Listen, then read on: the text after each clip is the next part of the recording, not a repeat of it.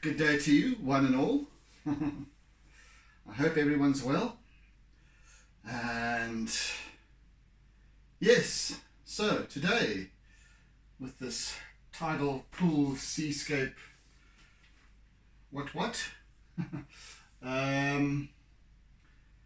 I'm simply adding a little bit more color, but predominantly my focus is is going to be on building layers.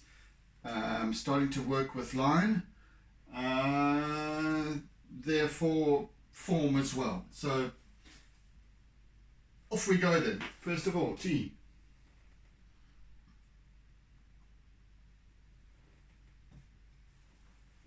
Right. So Mr. Kit Kat is here today. He came in a while ago, but what am I doing? It's just put that up there for now. But I think yesterday he had hurt his front leg for some reason, and I don't know where, don't know how, and he's limping. So, what can you say? Anyway. But he still insists on gallivanting, wherever it might be.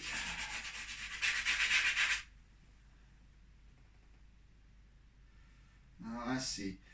You know, there's where you get that's why. Now I've just realized why you get these little hard spots in charcoal sticks. Because I remember with woodwork, that if you're cutting a piece of wood, always go across the grain, never with the grain, because those little the grain itself, those little stripes of darker, are much harder than the surrounding wood, and they would send the saw off course. And I guess I'm looking at this piece of, and it's a rather thick piece of charcoal. So I'm looking at it. It's got this grain, and just where that little hard spot was that one of those little lines of the grain itself. So that's what causes the hard spots.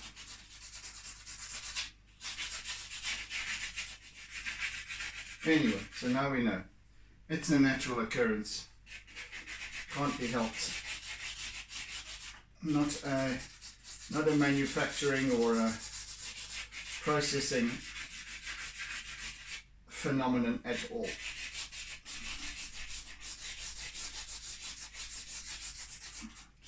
You see what observation does?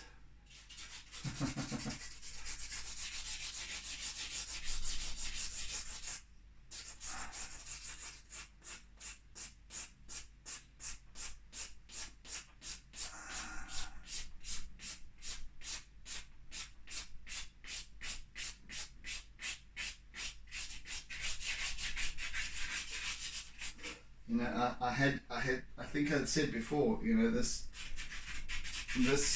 little flinty bits that you get, I was referring to them as flinty bits, but now I know it's the grain. But I would always say that it's strange, because no matter what the quality of the charcoal is, what brand it is or whatever, and whether it's willow charcoal or otherwise, you always seem to get these little flinty bits. The quality of the sticks themselves can vary, but irrespectively you still get the grain. So now we have learned something new today.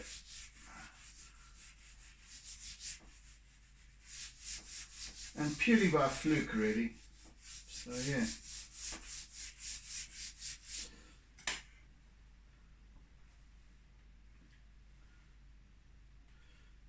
So I want to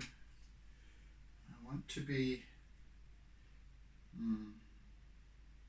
I'm going to start using my black conté a little bit, just a little bit, just a little bit. So now, over here, we have, see, now the tide has receded and is probably on the turn, starting to come back, and therefore it's starting to just rise up the walls. So this part here is sand, and it's damp sand. So that means that the level of the pool will rise as the tide comes in and starts to fill up replenish this pool. Here we've got some rock that's got full of algae and stuff like that, and then we've got the deeper end of the pool, I guess, which is full of water, and it's maybe knee deep over here. So we've got the cast shadow of the wall, but then where the shadow meets the water, we've got air. We've got reflection of the top of the wall against the water. So this is what I'm going to be working with now with my chalk pastel.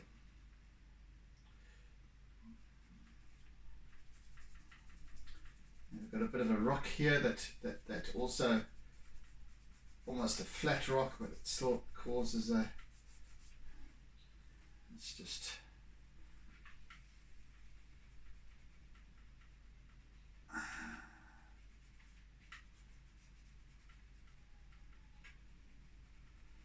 it's a rather blustery day in Durban. Again, as I mentioned yesterday, I think it was, that it's significantly warmer, but now it's windy, so it's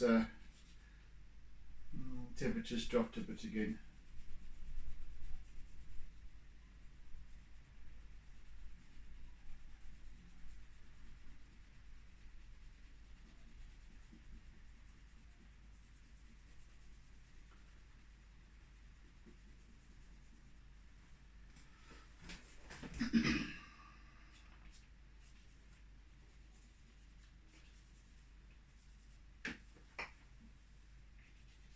So as you might observe, what was that? Okay. As you might observe, the color that I add to my pieces is it pretty much only serves the function of giving body to a piece, and it's really a subjective thing, because I also really love black and white, and I love black and white photography, where there's a great deal of form, if you want, and I don't know that I can even explain myself adequately here. The color is incidental, because as I've always come to believe, that even with and perhaps this is why we enjoy abstracts, and we enjoy the abstract, and we enjoy black and white where the color has been removed. And perhaps we don't know why, but I have a theory.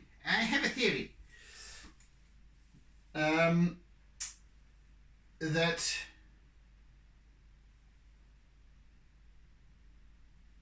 what the eye perceives, if it's let's say it's if it's a black and white image, the eye perceives it, and this is what happened with and it's interesting because my mind starts to meander now.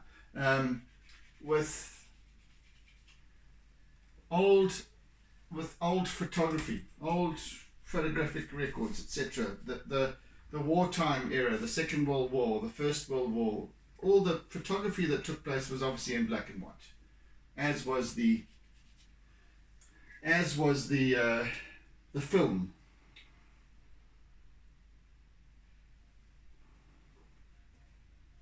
Any film was in black and white. So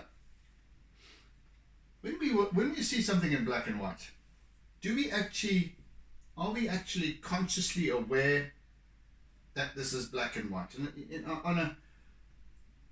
And I'm talking about on a particular level, because we're okay with it. By and large, we're okay with the fact that we're looking at a black and white image. There's a certain perhaps nostalgia to it, or there's a certain feelings that come with it. Seeing a black and white photograph, or an image, or whatever it might be. So we don't mind it. The thing is what's actually happening unconsciously is that we are seeing something, we're interpreting it, and our mind is filling in the color. Our mind is filling in the color, and so whatever it is, and this is perhaps why we enjoy black and white photography and imagery so much, because and the same applies, I guess, to many of us with regards to abstract works, is that our mind needs the challenge to make up, to that little bit of intrigue. What color could that be? But that our mind is doing that, and therefore it's stimulated.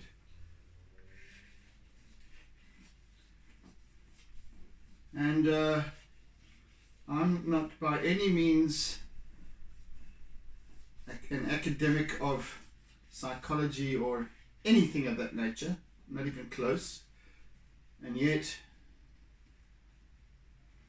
that's the challenge for me. That's the pondering for me.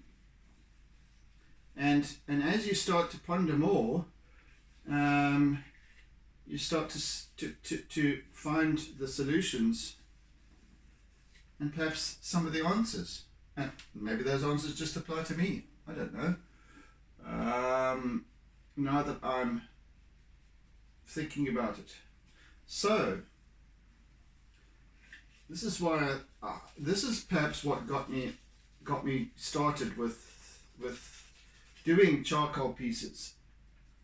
Purely charcoal pieces to begin with. Well, charcoal, and then and then when I started adding, started with this grey material, paper. I then was able to add white. So essentially for a good couple of years, I was only working with black and white.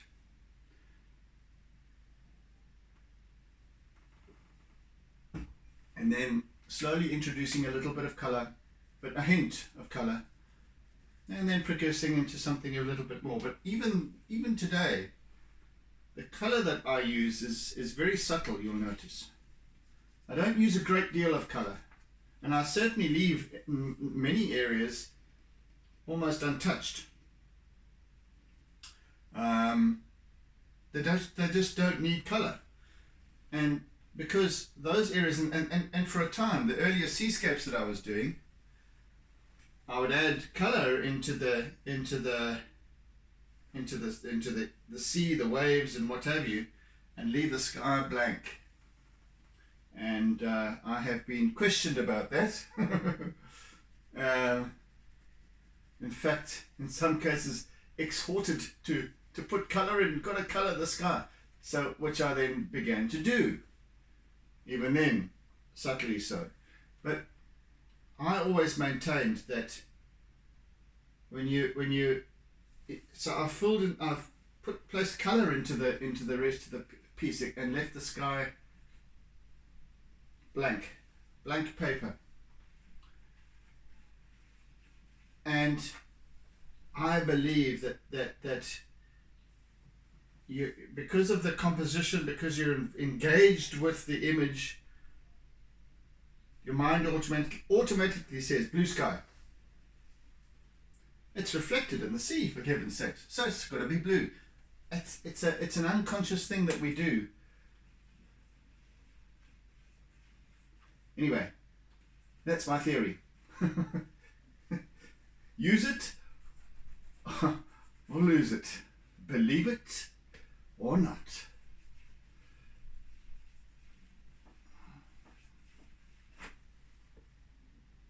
I think it has substance, that theory. I really do.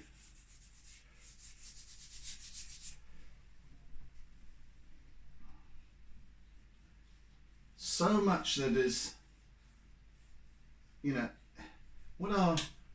when we dream, when we dream up ideas, when we, that's all interpretation.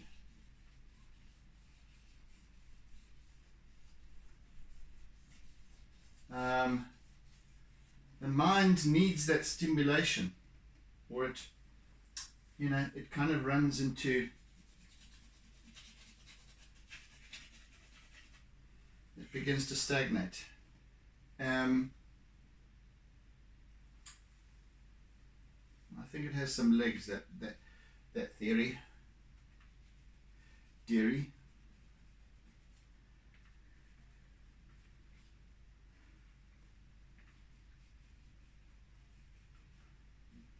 Right, so working with line.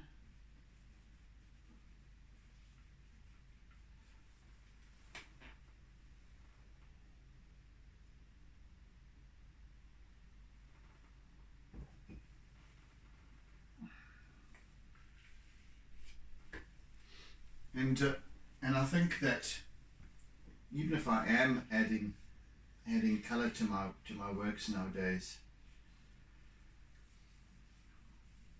as I've explained many times, I cannot achieve with the media, with the tools that I'm using, with things like this. It's essentially square.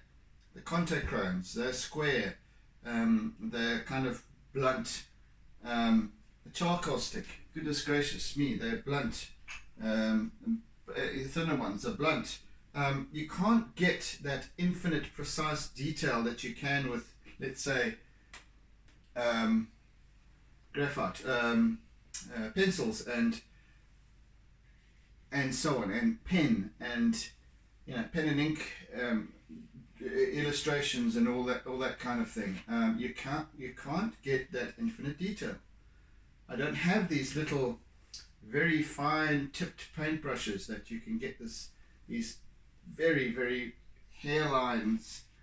I can't. So I'm relying on challenging the mind to make up what isn't there.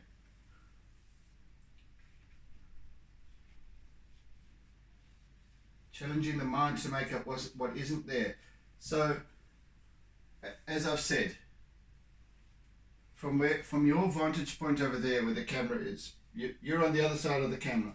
Hello, by the way. From that distance, when you're seeing this work emerge, you're seeing detail. But you're seeing detail that isn't actually there. Because if I bring you right up close, you'll see that it's merely an illusion of detail. And yet I'm working on detail. But I'm working it comes about because the technique that I'm using has that capacity to trick the mind. So that you'll eventually start to go, oh, right, that's concrete, well, that's rock, that's sea, that's, and yet, if I zoomed up close here, you'd go, well, what is that? That's abstract. So, without actually realizing, you've been duped. But the thing is, here's the clincher, is that we're being duped on a daily basis with everything that we see, because everything is an illusion. Here's the clincher for you. Everything is an illusion. And it's an illusion that's waiting for our interpretation to construct out the world that we live in. The unique world that we each live in. We see the world the way we are, not the way it is.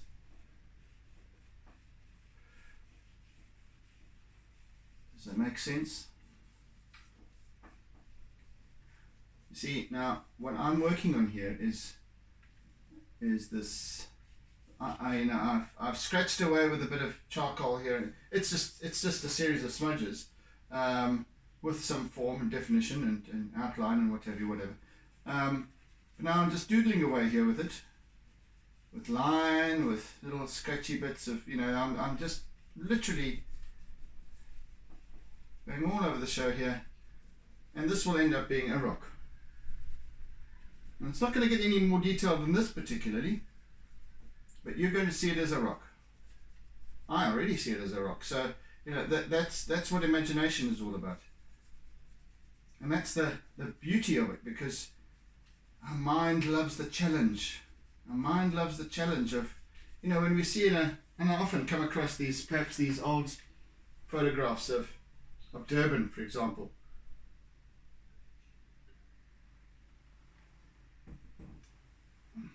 Back in the 1800s, of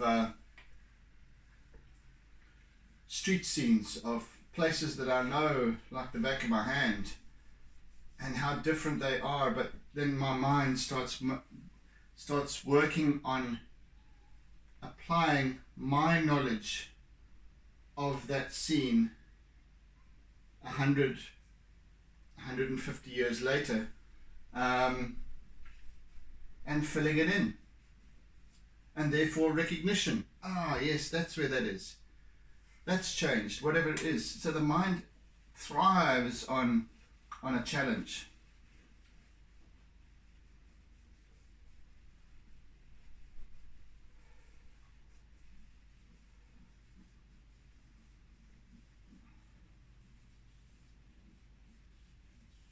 And that's why, as I've said before, being idle is not necessarily what we've become accustomed to believing idleness to be. Being idle and consciously idle, mind you, there is a difference.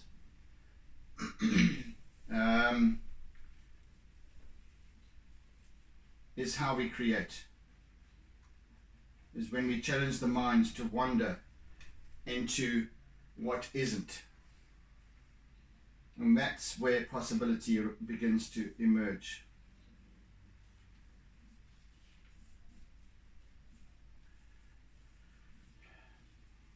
So, back to the illusion then. So, black and white.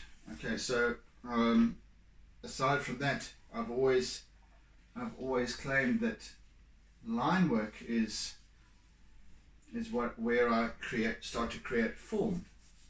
So, on this little rock over here, for example,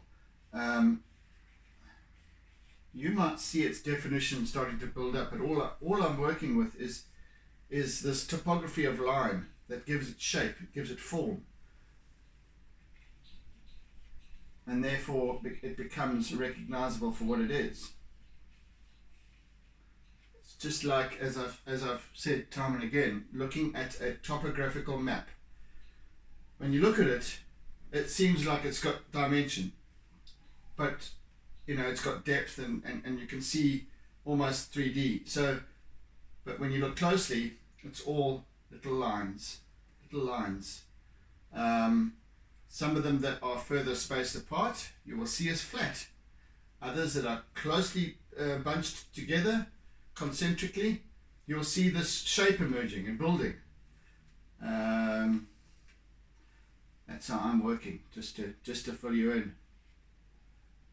That's how I work with line with these pieces. So I've always, as I always claim, This is the topography that I work with.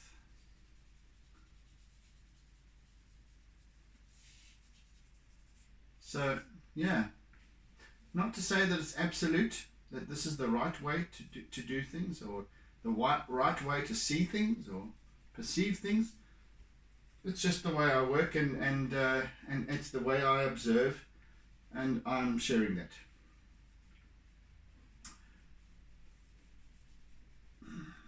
You can make of it what you will, because that's the beauty of observation, of giving stuff meaning, giving it your own meaning, seeing it your own way.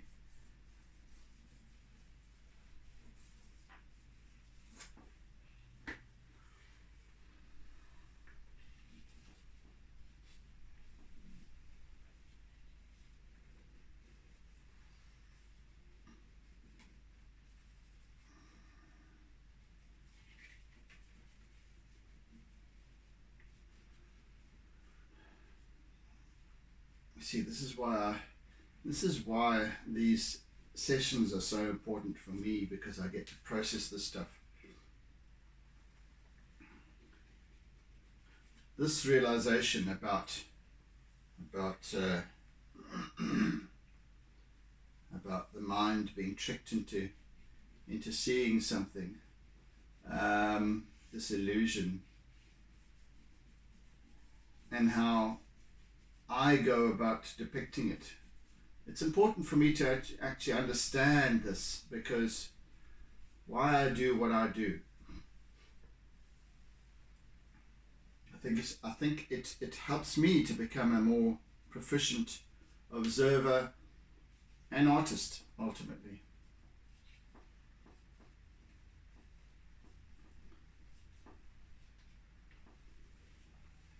Because once I know why I do what I do, I can improve on it. I can work with it. I can understand it better. And therefore I'm no longer painting by numbers. I don't seek to, and as I said, I think it's a natural progression for me to move more and more towards the abstract with my work. Now I'm seeing why abstract is so important. Maybe I won't become fully abstract.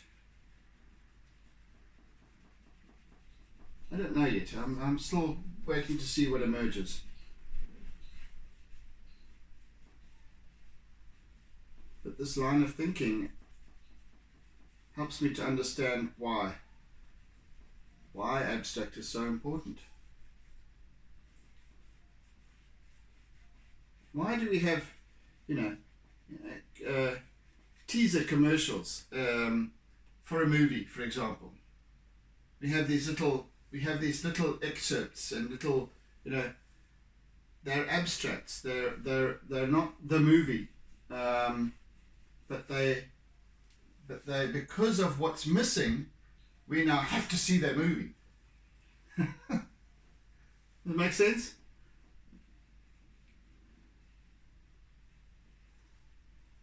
It's what isn't there that actually attracts us more than what is.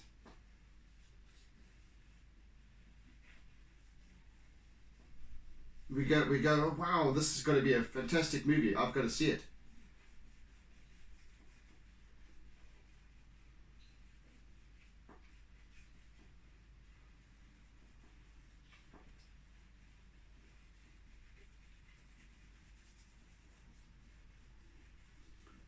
That's what advertising is all about. Maybe that's why I spent any number of years, decades in that field, learning about how to trick people's minds. That's exactly what advertising is all about. It's playing games with people's minds.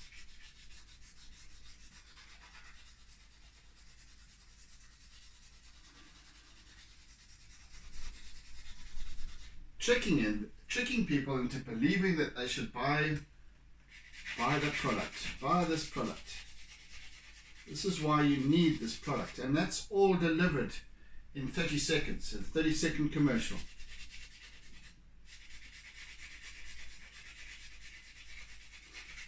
Believe you me, those 10 seconds or 15 seconds of commercials that we see that are there on YouTube, every time we want to watch a damn movie, a YouTube video, we've got to wait for the damn commercial to skip the commercial and what have you. But believe you me, our mind has registered exactly. Even if we try to ignore it, and I do this exercise, I try and block it out, what it is. But everything that we see, our mind, if our eye captures something, and even if there's no sound to that particular commercial, our eye captures something and retains it. We remember everything that we have encountered, every experience, every sighting, everything we've heard, everything we've touched. Our being retains that knowledge, however fleeting it is, since we were children, since we were born, since before we were born.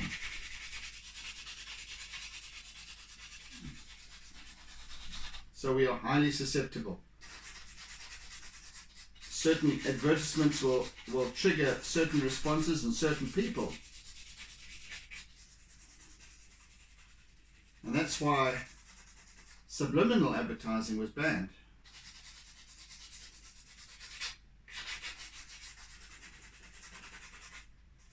And it was used quite extensively at a time where you've got, 24, 25 frames per second in a feature movie, in a 35mm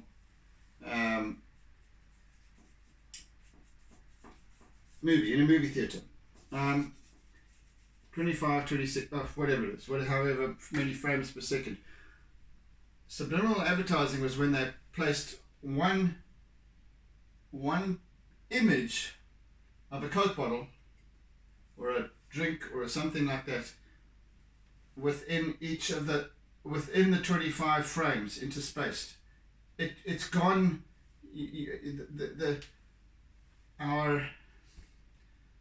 don't consciously realize it's there, but all of a sudden we have a yearning for a nice healthy glass of Coke. We don't even know why, but it's there because our eye has picked it up. We've perceived it. It's there because it's gone past through our vision, and we've perceived it. It's subliminal. It's unconscious, or it's subconscious. And then we've been fooled once again, and that's why it had to be banned, because it was so effective. Subliminal advertising. I remember going into a bar or something once in Durban years ago, and I remember I was at the bar ordering a drink, and I remember in the corner of my eye, up against the wall, was a great big Lucky Strike logo. I looked at the wall, and it wasn't there. It was a time when there was this, people were producing these I guess it might have been laser, I don't know, but it was something which really only we could see in our peripheral vision, not directly. I forget what it's called and how it actually works, but there you go again. So even when we're not actively conscious all the time on what's going on in our peripheral vision, but it's there. we are actively focused on what's in front of us. And yet something shows up over here in my peripheral vision. It's recorded, it's recognized, it's stored away, and all of a sudden, hey, I feel like a Coke.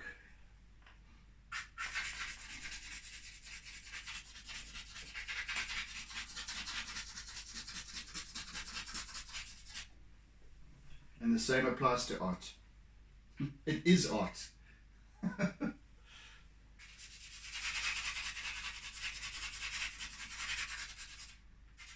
Maybe that's why I needed to follow the course of design and advertising rather than and commercial art rather than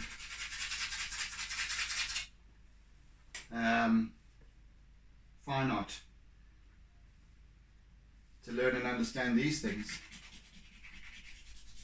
and perhaps in some way look towards applying that same methodology in the work that I do. So, creating illusion. This food for thought, hey? Further food for thought as to why I do what I do. Interesting. Right, let's do some work over here. How are we doing for time? Still 25 minutes to go. Gosh, I feel like I've been yakking for an eternity, and I have.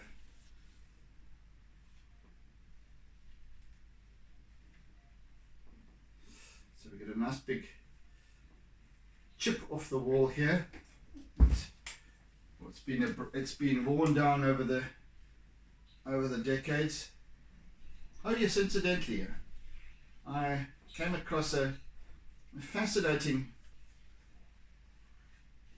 piece of information yesterday with regards to tidal pools, and it was this, because I've been kind of talking about how these things were constructed and and I came across this document, which was obviously produced in the 1950s, I would imagine. Where is it? Anyway, it doesn't matter. I'll maybe share it with you tomorrow. By the wait, let me just get it up here.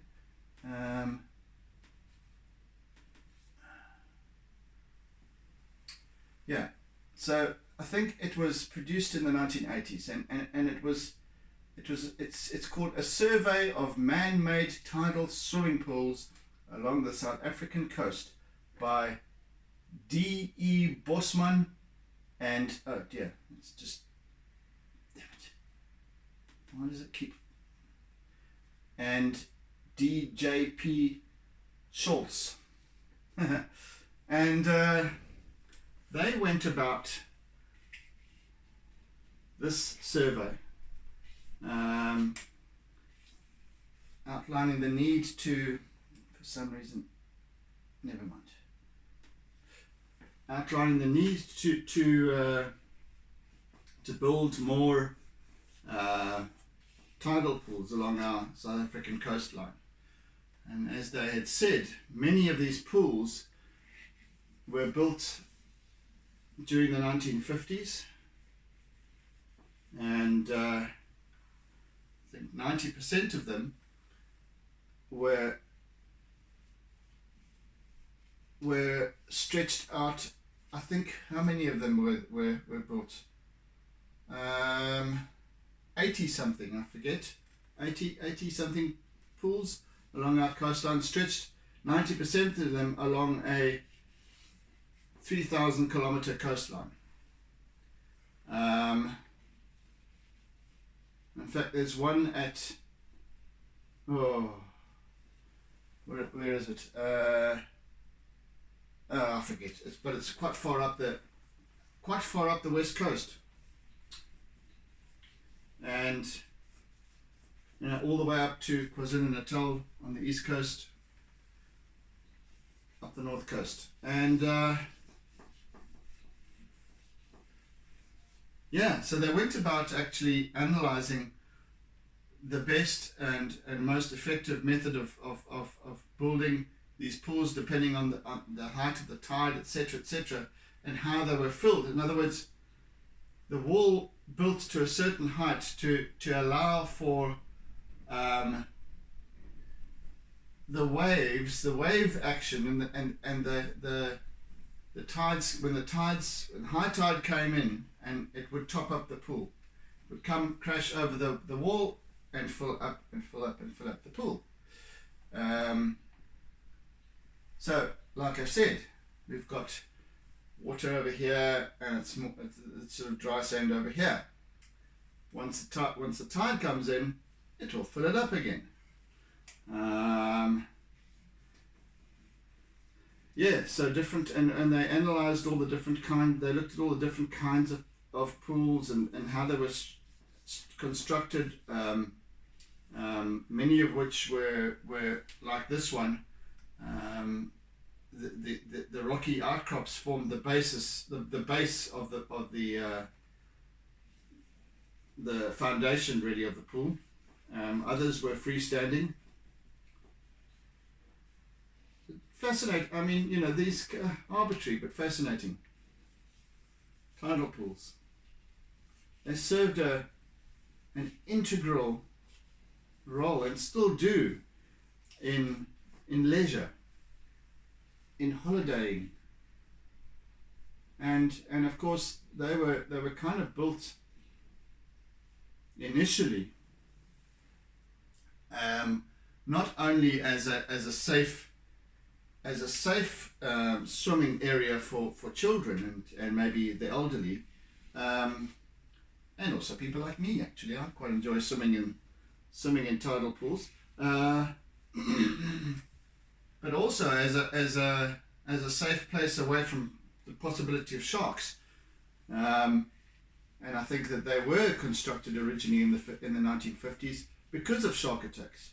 Now, this was long before the Sharks Board came along, which was founded by dear old Beulah Davis, and I forget when that was. I think and I stand corrected, I think it was 1968. So so then we had the Natal Anti-Shark Measures Board, and they then started to put nets out to sea beyond backbreak, around bathing areas, to serve as a deterrent to sharks coming into the area, and so on. So, but prior to that, these tidal pools, or tidal, these areas were tidal bathing areas, were constructed to kind of cordon off, and again, back to good old photographs of old Durban, off the main beach in Durban. They had built a kind of I guess a tidal pool, but they a walkway that went right out into the sea, and then around and back again. So you could almost walk right around this walkway, kind of a pier, but that cordoned off a bathing area where people could swim freely without having shark attacks or anything like that. That's long since gone, but those were the shark prevention measures in those days. So wall it off, you know. The same applies in at Umdloti Beach, a little bit up the coast, a place where I, as a child, and us as a family, would go on a regular basis. Wonderful beach, there was this almost natural. There was a reef, a natural bay, where it was quite, it was calm, so kids could swim in there and what have you, and it was fairly deep. I mean, it was way over your head if you, sort of further out towards the reef itself. Wonderful rocks, little gullies and so on. Little fish, you could take your snorkel and goggles and go and look at the fish. So that was a natural, but they also placed bollards with chains so that at least you could get onto the rocks and hang on to the chains. But the funny thing is that, and I do stand corrected once again, is that the only shark attack that ever took place at Umhloti was within that bathing area, which is highly unusual because sharks wouldn't normally attack when they haven't got free access to the sea once again, so that they can get away quickly if needs be. Anyway, it's just.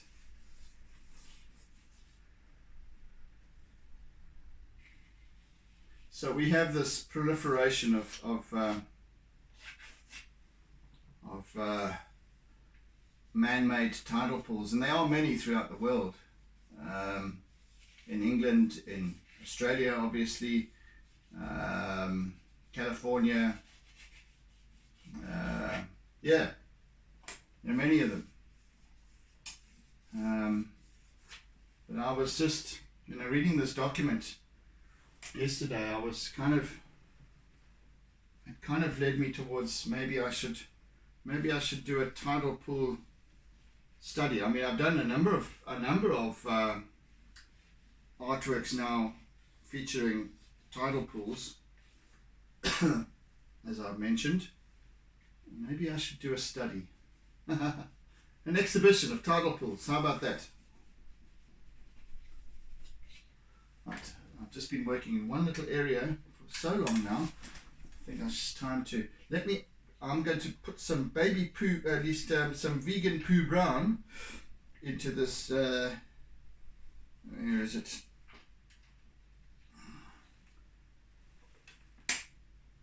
Right. So here, interestingly, we've got a different color water. Because we can see the sand, the base of the water. But here, it's all white water and, and sea and whatever, so it's a different color to this. And also just sets this apart from that, bisected by the wall, of course. Anyway, so here we go with some vegan poo brown. And don't worry, we'll also have blue. We'll have lilac because we have reflection of the sky as well.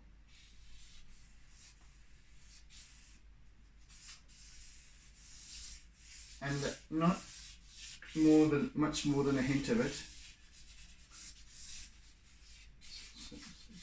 Not forgetting that the basis of my works is still charcoal. Always going to be charcoal. Color is incidental.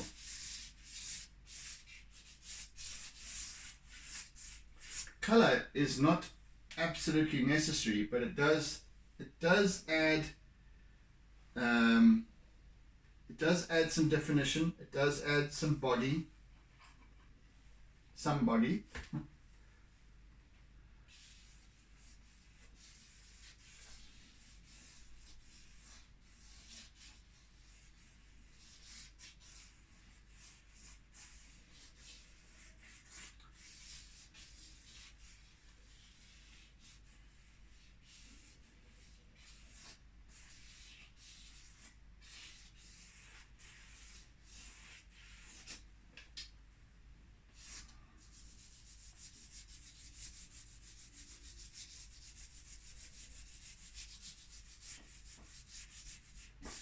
And I don't want to make it's just a hint, so it's just there as a recognition, as a nod to the change of color in this particular spot. Let's see if I can find some slightly more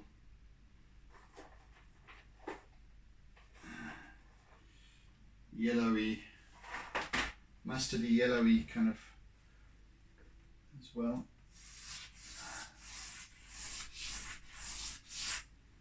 And that needs to also creep in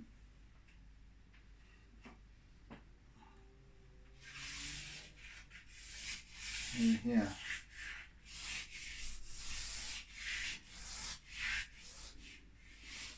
Nothing more than a hint, mind you.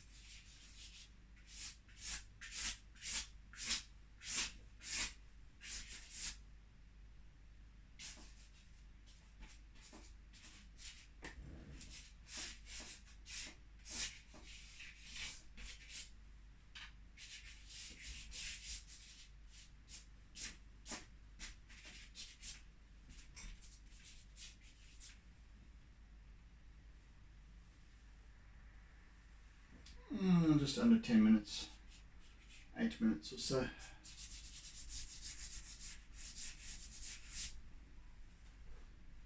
And let's add a little bit of pale lilac, if I could find it. Goodness, where are you?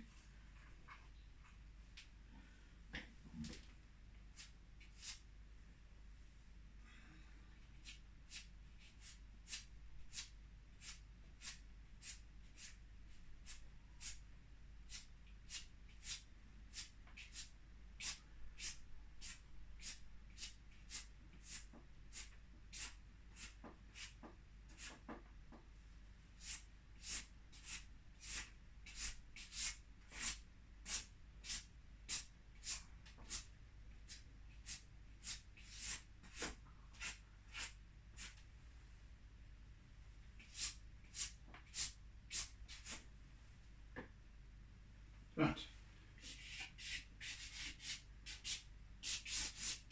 Well, I've got it. I think I shall add a bit more in here too.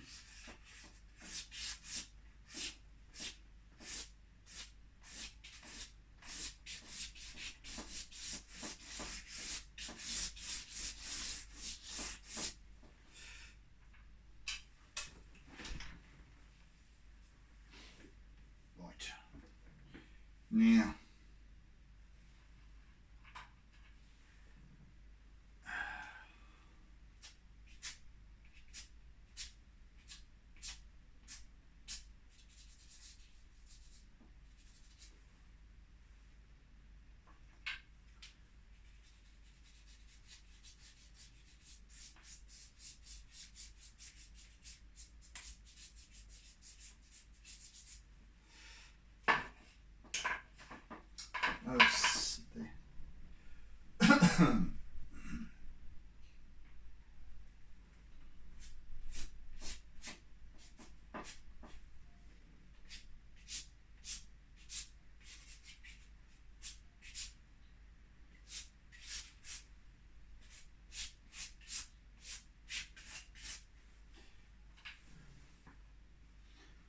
I'm yearning to add a little bit of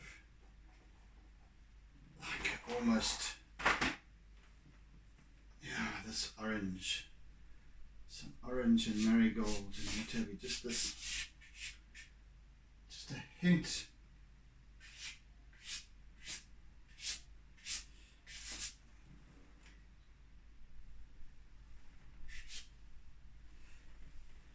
And a little bit of, where is it? Where is this? Like a marigold yellow.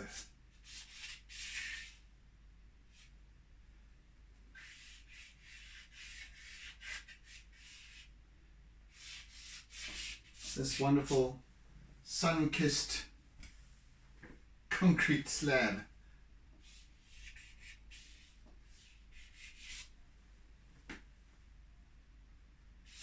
And Again, not anything more than a hint. Right. 5 minutes. 5 minutes. I'm going to do some work with some white. Conté.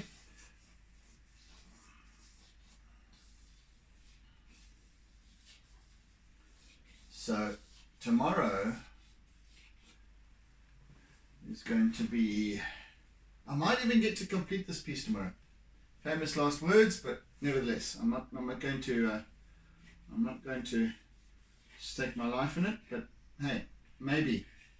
But I've got a significant amount of line work to do, and I'm going to be starting that tomorrow. Well, I'm starting it now, but I'm going to be working predominantly with line tomorrow and see how far that takes me. So we shall either complete this piece tomorrow or Friday.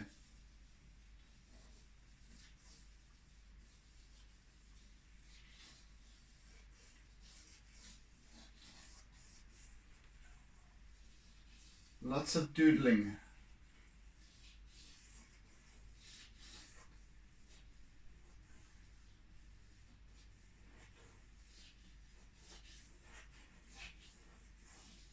Line work is the most important part of the of this artwork.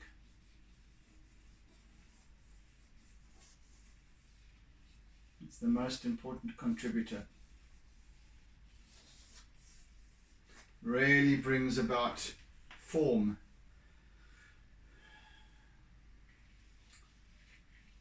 No amount of shading and colouring can bring about form like line work can.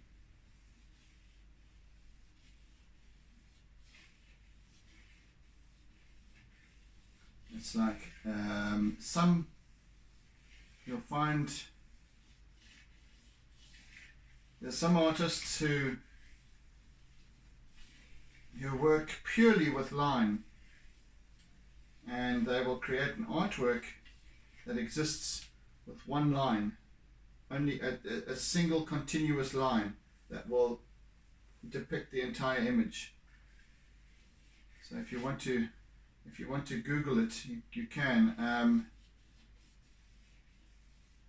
There's also line drawing, of course, with pen, again with pen and ink.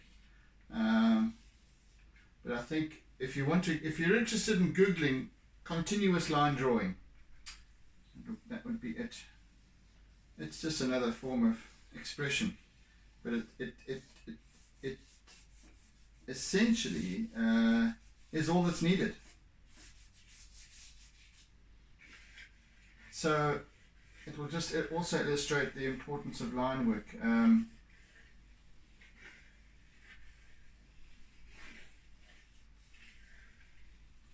Line work creates texture, creates form, it creates dimension. And now I use a different kind of line from what I was over here to what I'm using from the rocks. So these little squiggles tell a story. And the story is that this is rock. But it's not just rock like that is over there, it's rock that's covered with moss and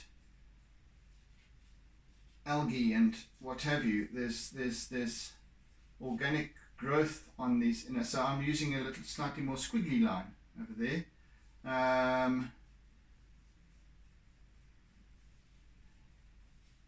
But not angular squiggles, but curving squiggles. And over here I shall use more angular squiggles. It's all line. So very important. Another form of artwork was using stippling, for example, with a pen. Stippling, and so no shading other than the stipple, ... building up that, so building up form with, again, it's a form of line, but stippling little dots. Because if you were to look at any printed material, it's made up of dots. In color, it would be, the dots would constitute cyan, magenta, yellow, and black. In various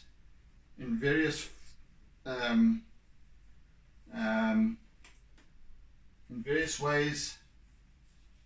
Sorry, various levels of intensity. So in other words, but mixing colors. So in other words, but only with dot, not with actually mixing the ink.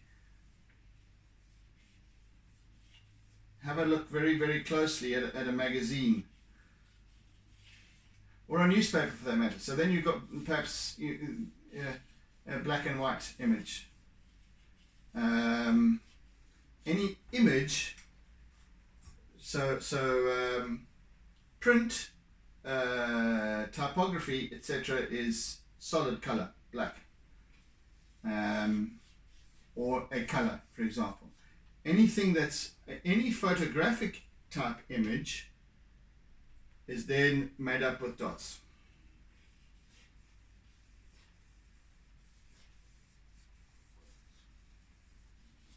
Hence stippling. So you can create a whole image purely with stippling. That assimilate a printed black and white image.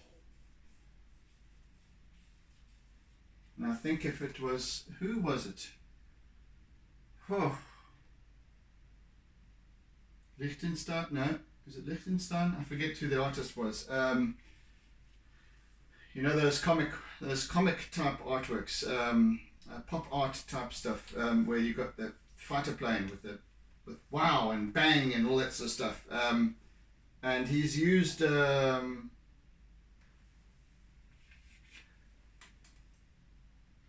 goodness, what it is, I forget. But he's used this kind of dot methodology. So anyway, I'm going way over time now here. Ah, bugger.